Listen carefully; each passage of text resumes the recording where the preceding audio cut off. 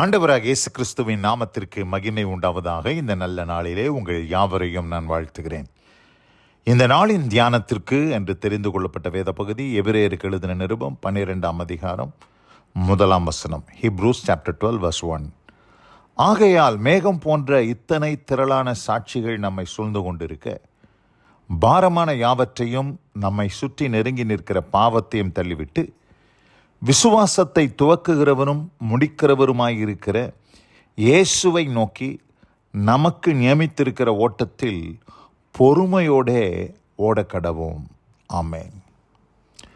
பிரியமானவர்களே, நான் வாசிக்க கேட்டதான இந்த வார்த்தையில் நாம் எல்லாருமே ஒரு ஓட்டத்தில் இருக்கிறோம். இந்த உலக வாழ்க்கை என்பது ஒரு ஓட்டம், தொடர் ஓட்டம். இந்த ஓட்டத்தில், இந்த ஓட்ட பந்தயத்தில் நம்ம எல்லாருமே பந்தயத்தில் பெற்றுக்கொள்ளத்தக்கதாய் நம்ம எல்லாரும் ஓடிக்கொண்டிருக்கிறோம். யாரை நோக்கி நாம் ஓட வேண்டும் என்று சொன்னால், கர்த்தராகிய இயேசு கிறிஸ்துவை நோக்கி ஓட வேண்டும். ஆங்கில வேதத்தில் வாசிக்கிறேன், and let us run with endurance the race that is set before us, looking unto Jesus, the author and finisher of our faith. Looking unto Jesus. இன்றைக்கு இந்த செய்திக்கான தலைப்பு அதுதான், லுக்கிங் அன்டு ஜீசஸ். நம்ம எந்த அளவுக்கு இயேசுவை நோக்கி நம்முடைய ஓட்டத்தில் ஓடுகிறோமோ அந்த அளவுக்கு நம்முடைய வாழ்க்கையில் இடரல் இல்லை, எந்த விதத்திலும் நமக்கு தடை இல்லை. பலவிதமான நெருக்கங்கள் வரலாம், போராட்டங்கள் வரலாம், உபத்திரங்கள் வரலாம். ஆனாலும் இயேசு கிறிஸ்துவை நோக்கி நாம் ஓடும்போது அவர் என்ன செய்கிறாரா, நம்முடைய விசுவாசத்தை அவர் தான் துவக்கினார், அவர் தான் முடிக்கிறவருமாக இருக்கிறார். அநேக நேரங்களிலே இந்த ஓட்டத்தில், இந்த தொடர் ஓட்டத்தில் நம்முடைய விசுவாசம் சில நேரங்கள்லாம் ஆடி போகுது, நம்முடைய விசுவாசம் குறைந்து போகுது, நம்முடைய விசுவாசம் சில நேரத்தில் ஒளிந்து போகக்கூடிய அளவுக்கு அற்ப விசுவாசமாக மாறிடுது. அப்படி மாறும்போது, நம்மளுடைய ஃபெய்த் டவுன் ஆகும்போது, ஆண்டவராகிய இயேசு கிறிஸ்துவை நோக்கி நாம் பார்க்கும்போது அவர் நம்முடைய விசுவாசத்தை திடப்படுத்தி, நாம் எங்கே இடறி விழுந்தோமோ அந்த இடத்துல நம்மை தூக்கிவிட்டு மறுபடியும் அந்த ஓட்டத்தை ஓட வைப்பதற்கு இயேசு கிறிஸ்து போதுமானவராக இருக்கிறார். ஒருவேளை இந்த செய்தியை கேட்டுக்கொண்டிருக்கிற அன்பான சகோதரி சகோதரியே, உங்கள் வாழ்க்கையிலும் இந்த விசுவாச வாழ்க்கையில் நீங்கள் சில காலம் நல்லா ஓடி, ஒருவேளை இப்பொழுது நீங்கள் மடங்கி விழுந்திருக்கலாம், மடிந்து போயிருக்கலாம். ஆனால் நீங்கள் யாரையோ பார்த்துட்ருக்கிறீங்க, உங்களை சுற்றிலும் மனுஷரில் பார்க்குறீங்க, சூழ்நிலைகளை பார்க்குறீங்க, உங்கள் பிரச்சனையை பார்க்குறீங்க. ஆனால் நீங்கள் பார்க்க வேண்டிய நபர் யார் என்று சொன்னால், கர்த்தராகிய இயேசு கிறிஸ்துவை நோக்கி பாருங்கள். அவர் தான் உங்களுடைய விசுவாசத்தை துவக்கிறவரும் முடிக்கிறவருமாக இருக்கிறார். அவரை நோக்கி நீங்கள் பார்க்கும்போது உங்கள் விசுவாசத்தை திடப்படுத்துகிறது மாத்திரமல்ல, உங்களை நீங்கள் விழுந்த இடத்திலிருந்து தூக்கி விடுவதற்கும் இயேசு கிறிஸ்து போதுமானவராக இருக்கிறார். மத்தேயு சுவிசேஷம் 14ஆம் அதிகாரத்தில் இங்கே நாம் பார்க்கிறோம், பேதுரு இயேசு கிறிஸ்துவினிடத்தில் தண்ணீரின் மேல் நடந்து போவதற்கு கடலில் அவர் இறங்குகிற ஒரு சம்பவத்தை நாம் யாவரும் அறிந்திருக்கிறோம். இந்த இடத்துல வாசிக்கிறேன், மத்தேயு சுவிசேஷம் 14ஆம் அதிகாரம், Matthew chapter 14 verse 28. பேதுரு அவரை நோக்கி, ஆண்டவரே, நீரேயானால் நான் ஜலத்தின் மேல் உம்மிடத்தில் வர கட்டளையிடும் என்றான். இந்த இடத்துல பேதுரு பாருங்க, ஆண்டவரிடத்திலிருந்து ஒரு கட்டளையை கேட்கிறார், நீரே ஆனால். But immediately Jesus spoke to them, saying, Be of good cheer, it is I, do not be afraid. And Peter answered him and said, Lord, if it is you, command me to come to you on the water. எனக்கு கட்டளை கொடுங்க, நான் உம்மிடத்தில் அந்த தண்ணீரின் மேல் நடந்து வருவதற்கு உம்முடைய கட்டளை எனக்கு வேணும், உம்முடைய வார்த்தை எனக்கு வேணும்னு சொல்லி வார்த்தையை பார்த்து கேட்குறார். அப்போ உடனே இயேசு கிறிஸ்து எப்படிப்பட்ட ஒரு வார்த்தையை சொல்கிறார்னா, so he said, come. அவ்வளோதான், ஜஸ்ட் ஒன் வேர்ட், கம் என்ற வார்த்தை. அந்த வார்த்தை தமிழில் பாருங்கள், அதற்கு அவர் வா என்றார், அவ்வளோதான்.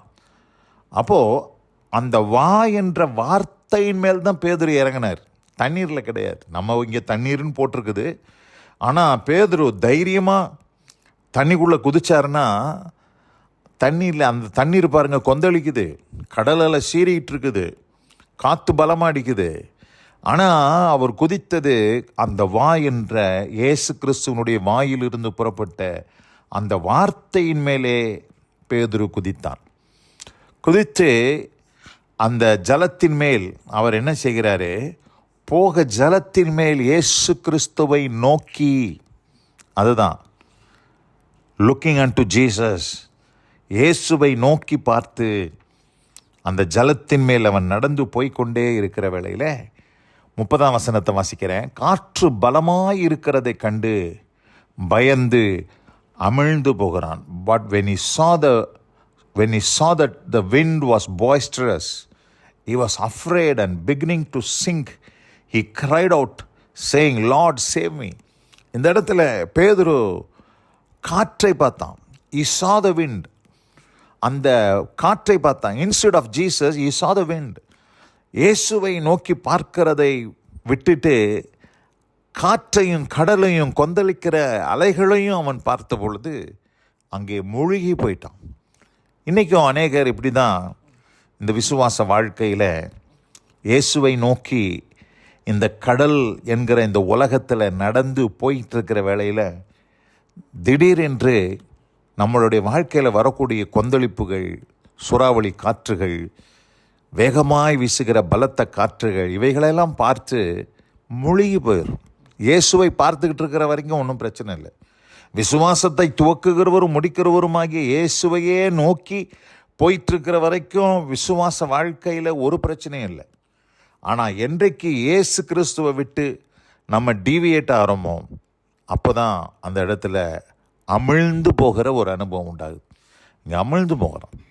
உடனே இயேசு என்ன செஞ்சார் பாருங்க, கையை நீட்டி, அங்கே பேதுரு என்ன சொல்கிறாரு, ஆண்டவரே என்னை ரட்சி என்று கூப்பிட்டான். உடனே இயேசு கையை நீட்டி அவனை பிடித்து, அற்ப விசுவாசியே ஏன் சந்தேகப்பட்டாய்? அதுக்கப்புறம் தான் திட்டுறாரு.